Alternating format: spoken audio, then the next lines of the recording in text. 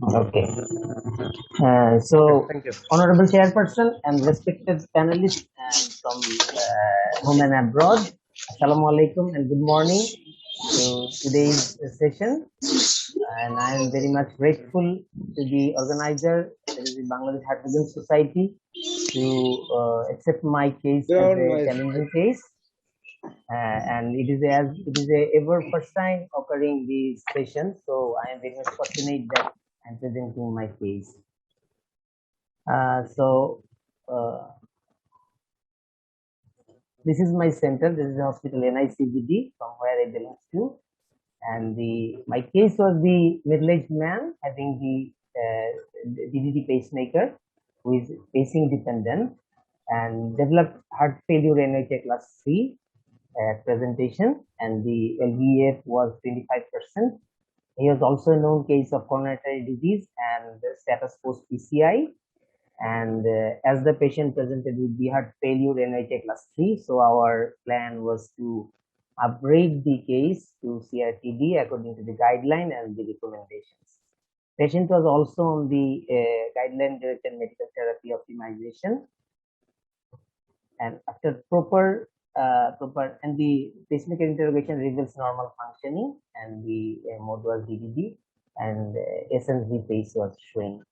And the initial ECG was like that. That is the LV morphology. That is the RV apical pacing as evidenced by the LV morphology and the Q in the 2-3 AVF. So this is the initial ECG. So our plan was to upgrade the device to CRT-D. Accordingly, after proper preparation, we brought the patient to our cath lab, and venogram was done initially and found that the subclavian vein was patterned, and then puncture accordingly, and the 9th French sheet was introduced for the further placement of the another lead, and the CS cannulation was done with the electronic multi-purpose catheter directly, and it was found that the lateral vein was angulated and the tortuous, and some stenosis at its proximal part, and this is the angulation and the stenosis part of the proximal part of the lateral vein.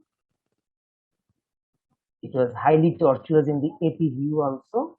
AP view was showing that the lateral vein was angulated, actively angulated, and the initial part was a bit stenosed.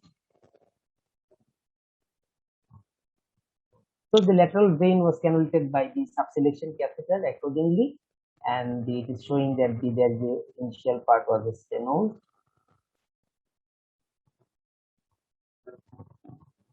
And we introduced our J-shaped floppy wire caused the lesion after balloon angioplasty was done. The initial part where it was stenosed, and where caused the lesion after the balloon dilatation. Where caused the lesion,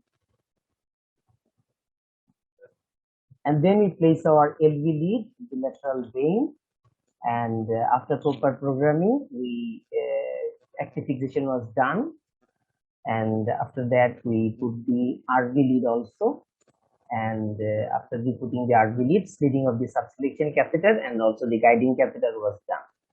After completion of the slitting, we just saw suddenly that the CS lead was dislodged, and that made us a bit puzzled, but we again recannulated the CS, and we found that the lateral vein is already occluded. So that made us a bit confused that what next to do, how we will go for the placement of the LV lead. Then we think that should we abandon the procedure for epicardial lead or we proceed further. So after a few minutes, we decided that we proceed further and recannulated the lateral vein with the subselection catheter, and we found that the reestablishment of the flow of the lateral vein, and accordingly we cross the, put the wire again, and cross the, put the right wire in the, of the rewire the lateral vein also.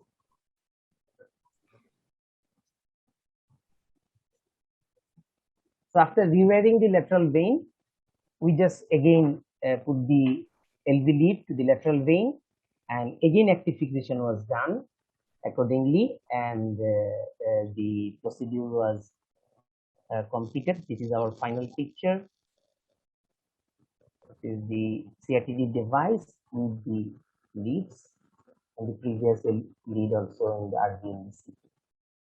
So that is the our challenging case. Actually, I have to express my thankful gratitude and honor to my unit chief, Professor Dr. Mohsin Hossain sir, because actually he did the case and we actively assist him at that case. So our post implant ECG was a bit narrow QRS, and the positive reflection in the V1 and the some negative in the lead 1 in Q wave in the lead 1, showing that the biventricular pacing and lateral LV pacing also.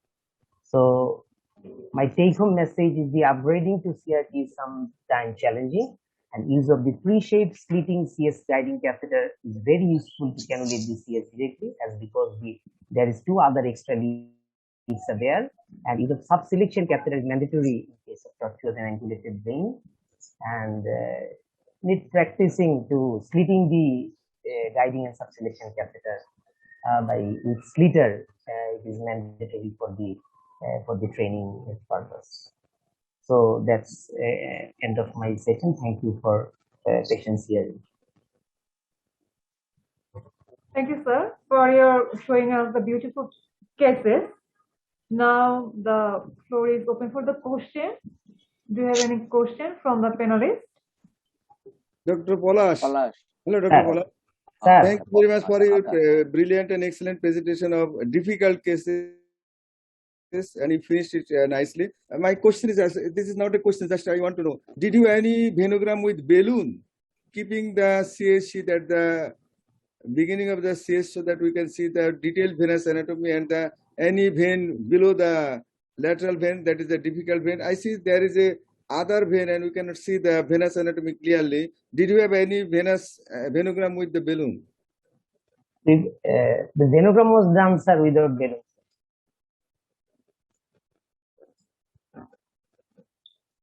Yes. So, Dr. Polash, that is a nice case. Thank you. So, you did the balloon angioplasty to the lateral vein. What size balloon and what pressure you predilate it? It is a 2x10 French balloon, sir. 2x10. And how much pressure did you inflate it? Pressure was... that is very... yes. Because sometimes dissection, subsequently... Right, sir. It's very important. So the pressure, sir, I have forgotten, sir. Yeah, but I think it should not be more than 12. Yeah. Right, sir. Right. And another thing, you took the subselection catheter directly or over the wire? No, sir. Directly, sir. Directly, sir. Yes, sir. Oh. So where we cross the later on, sir. Initially, so not over the wire. So I think Atar sir or Rupik sir, subselection catheter directly, is it wise, or we should proceed over the wire? Means that maybe the PTCA wire like this. Rupik sir? Yeah, a quick question that before angioplasty, did you try to pass the wire? Yes, sir. It didn't go? No, sir. With subselection or without subselection? We tried with the wire with subselection catheter. Yeah. Okay. Well, after putting the subselection catheter, we tried the wire, but it did not going. Then we started the plastida. Yes. So actually, the vein is very tortuous and there is stenosis. That is not only angulation; there is tight stenosis. Yes. If there is only angulation, that part will not be white shadow. That should be dark shadow. So there is tight stenosis in that vein. So that is actually very difficult to cross with the wire to do the balloon and to pass the LV lead. That is a Right, sir. really tough case. Right, sir. Well, one of the things, coming back to the question that Atar did, we always use balloons, especially in cases where the vessel looks tenuous, because first of all, you have to use less dye, you get a better picture. Right. And Actually, sometimes we don't have balloon in our lab. That is one problem. Well, so that's one. So balloon, the company should provide it. Number one. Number two, lot of these cases like this, there is a sub-selection tool, which is the Worley sheath. Yes. The reason that you could not pass the wire can be twofold. One, there is a stenosis. Second, because of the tortuosity, the wire is not going in the right direction. The difference between vein and the artery is that arteries are easier to cannulate with wire because the wall is thick. The vein sometimes, even without real stenosis, it can be difficult. You cannot pass it. So that's the other thing. My other question is, why did you choose an active fixation lead? Sir, as the vein was tortuous and it is angulated, so sir, our plan was to active fixation lead, sir. Okay. Do you think active fixation lead helped? Sir, first time, sir, it is not helped, sir, because sir, active fixation is not always reliable enough. This proved in my case. Yes. So second time, do you think the active fixation kept it or it just stayed there, right? Yes, so this sir. is the problem with active fixation lead, because it is not active fixation like the way RV or atrial lead is.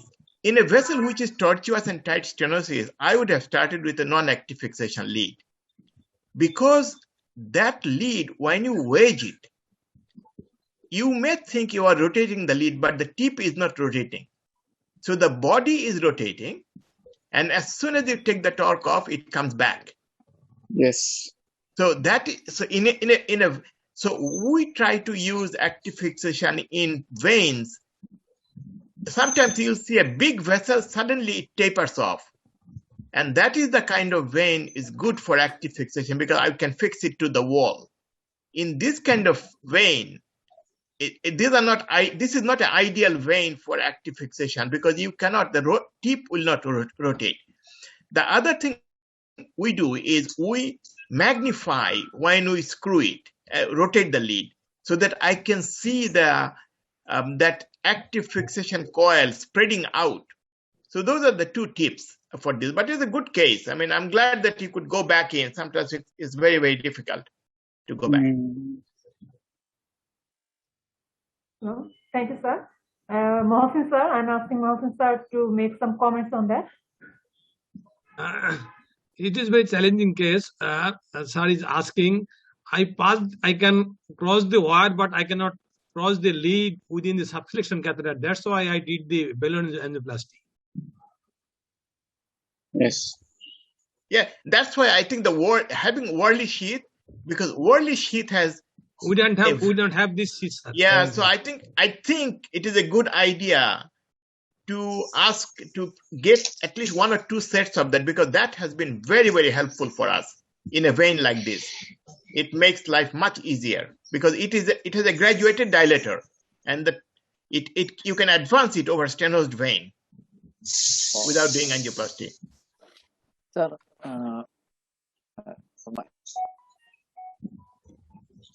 Mohsin said we don't have, as Mohsin said, we don't have this sort of sheets, sir. We are using the same thing. But once Dr. Ashok asked, Worley sheet, can we get, sir, this sheet? How can we get, sir, Worley sheet? Yeah, you can get it. I mean, if you have 1 or 2 from sheets. Medtronic, sir. Worley sheet is from Medtronic. Yes. No, it's a different company, but Medtronic can get it. If you ask Medtronic, they will get it for you. They will get it. Now, it is very much easier to say CS cannulation also, sir. Worley sheet by Worley sheet system.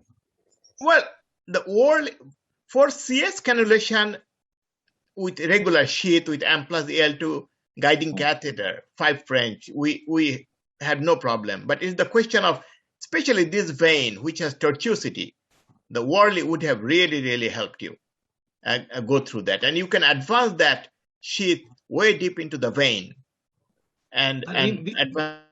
In this upgrading, Worley sheath is 9 frames, but there is a 2 leads. It is very difficult to cross because there is a tight in the subclavian vein region. So it is very difficult to cross. Eh? No. That's not true. Worley sheath is not 9 French. You are wrong. No. This is the problem part. They want Worley sheath comes with a St. Jude 9 French sheath. You don't have to use it. You can pass it through Boston Scientific, St. Jude, or Medtronic sheath. So you don't have to use a 9 French sheath. You can use it. And sometimes I have done case without any sheath, just with the Worley. So when the vein is narrowed, you can actually, we have done cases without the outer sheath at all. And other thing that I never use a 9 French sheath in the subclavian area either. I just go straight with the sheath so that my hole is smaller and less room to, I don't have to play with, I can play with tight veins. So those are the things that you should consider when the vein is small. One thing is that I faced the same difficulty. I had to balloon angioplasty of the vein. But before that, Ashok asked first question that when I have passed the wire with or without subselection catheter, if my lead is not going, then I am a little bit worried and think of that stenosis if it is not obvious before the procedure. That is the thing. I always first try to pass the lead, then I go for balloon angioplasty, because balloon angioplasty is also very risky in this thin vein. Yes. Thank you. Thank you. Thank you, Rafiq sir and other panelists for your valuable comments.